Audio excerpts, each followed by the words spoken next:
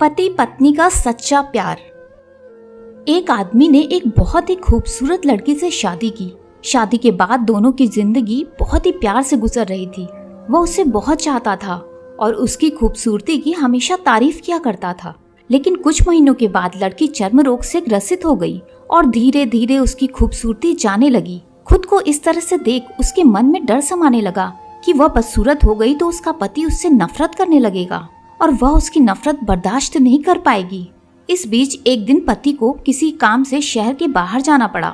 काम खत्म करने के बाद जब वह घर लौट रहा था तो उसका एक्सीडेंट हो गया। एक्सीडेंट में उसने अपनी दोनों आंखें खो दी, लेकिन इसके बावजूद भी उन दोनों की जिंदगी सामान्य तरीके से आगे बढ़ती रही। समय गुजरता रहा और अपने चर्म रोग के कारण लड़की ने अपनी खूबसूरती पूरी तरह से गंवा दी। वह बदसूरत हो गई, लेकिन अंधे पति को इस बारे में कुछ भी पता नहीं था, इसलिए उनके खुशहाल विवाहित जीवन पर कोई प्रभाव नहीं पड़ा। वह उसे उसी तरह से प्यार करता रहा। एक दिन उस लड़की की मौत हो गई।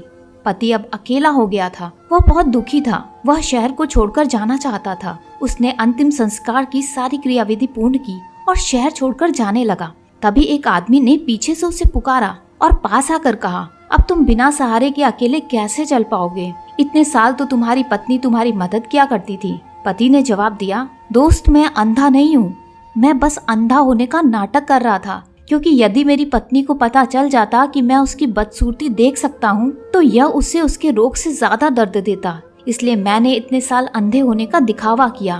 वह बहुत अच्छी पत्नी थी, मैं बस उसे खुश रखना चाहता था।